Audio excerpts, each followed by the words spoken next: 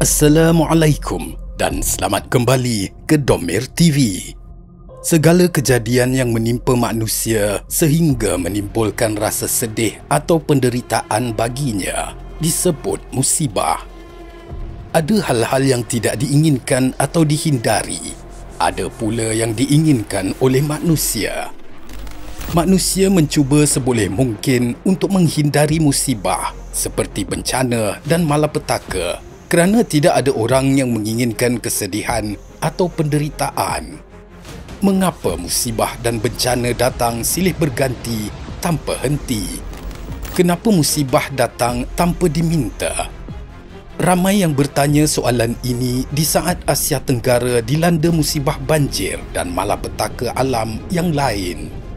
Jawapannya terletak pada 7 sebab utama yang berpunca daripada tindakan kita sendiri.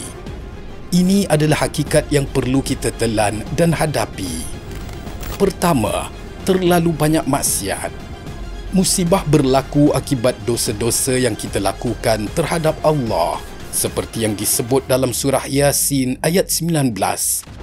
Bencana yang melanda adalah akibat langsung daripada tangan-tangan manusia yang melampaui batas. Perhatikan betapa rasuah kini dianggap normal oleh manusia. Rasuah yang diberi dan diambil oleh masyarakat, tidak kira dari mereka yang bekerja dengan kerajaan, bekerja sebagai penguat kuasa atau pekerja swasta. Malah, rasuah di dunia korporat dan perniagaan seolah-olah tidak dipantau dan dilawan dan menjadi norma zaman ini. Kedua, berleluasanya kezaliman.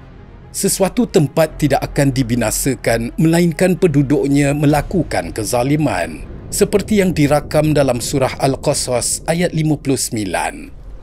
Kezaliman ini termasuklah anak menderhaka kepada ibu bapa, isteri melawan suami, serta berleluasanya pembunuhan dan kecurian. Ketiga, akibat tangan manusia sendiri. Kerosakan di darat dan di laut adalah nyata berpunca daripada perbuatan tangan manusia itu sendiri, seperti amaran Allah Subhanahu wa taala dalam surah Ar-Rum ayat 41. Ini berpunca daripada sikap manusia yang sangat mementingkan diri sendiri.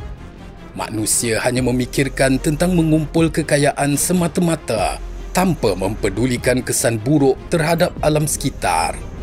Kita telah lupa dan mengabaikan tanggungjawab hakiki kita sebagai khalifah.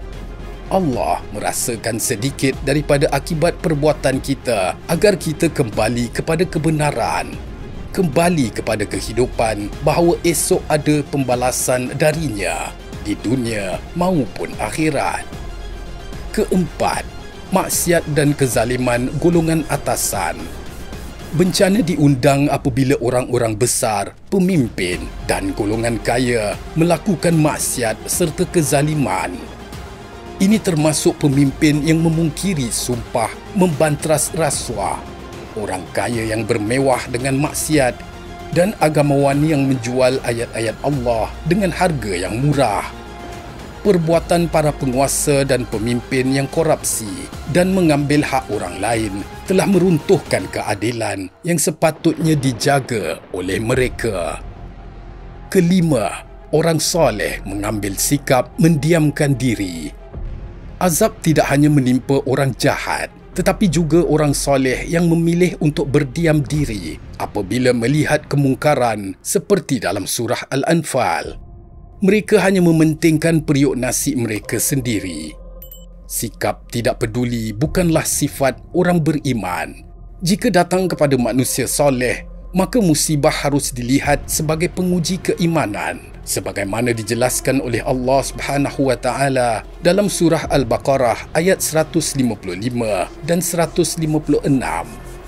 Tetapi jika menimpa orang yang biasa berbuat maksiat, maka musibah harus diertikan sebagai seksaan.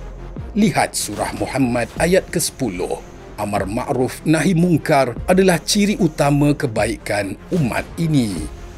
Keenam, peringatan dan rahmat Allah. Kadangkala musibah adalah satu bentuk teguran dan kasih sayang Allah. Allah ingin kita mendekati diri kepadanya. Ia adalah ujian untuk menyedarkan kita agar tidak lupa kepadanya. Kita diingatkan bahawa kita akan diuji dengan ketakutan, kelaparan dan kekurangan harta benda. Namun, berita gembira bagi mereka yang sabar dan mengucapkan Inna lillahi wa inna ilaihi raji'un. Ketujuh, istidraj, kenikmatan dunia sementara. Ada golongan yang melakukan maksiat tetapi kelihatan berjaya dan selamat. Ada orang kaya terus kaya, diberi nikmat oleh Allah tanpa putus-putus. Ini bukanlah bukti keadilan, tetapi mungkin istidraj. Mereka yang hanya mengejar dunia dengan menghalalkan cara akan mendapat habuan penuh di dunia, tetapi tiada bahagian di akhirat kelak. Nikmat dunia mereka akan menjadi bahan bakar hukuman mereka nanti. Mesej utamanya sangat jelas. Banyak musibah yang kita saksikan adalah akibat langsung daripada dosa, kezaliman dan sikap membisu kita terhadap kemungkaran. Musibah itu tidak pernah terjadi secara rawak kerana Allah Subhanahu wa taala itu Maha mengetahui apa yang dilakukan oleh setiap seorang di antara kita. Maka marilah kita merenung beberapa perkara. Pertama, di manakah kedudukan kita dalam 7 penyebab ini? Adakah kita penyumbang kepada musibah melalui dosa atau sikap mendiamkan diri? Kedua, bagaimana respon atau tindak balas kita apabila diuji? Adakah kita melatah atau kita kembali kepada Allah dengan sabar? Ketiga, adakah kita menggunakan setiap ujian ini sebagai peluang untuk mendekatkan diri kepada Allah? Atau kita hanya pandai untuk menyalahkan orang lain kerana merasakan diri sendiri tiada dosa langsung? Bagi seorang mukmin, setiap kejadian harus dijadikan jalan untuk mendekatkan diri kepada Allah, taqarrub ilallah. Gunakanlah peringatan hari ini untuk membetulkan haluan hidup kita. Islam memberikan panduan bagaimana seorang Muslim seharusnya tabah menghadapi musibah. Jika musibah datang menimpa, maka ia harus mengucapkan dan menyedari makna kalimah istirja, iaitu Inna lillahi wa inna ilaihi raji'un. Sesungguhnya kami adalah milik Allah dan kepadanya kami akan kembali.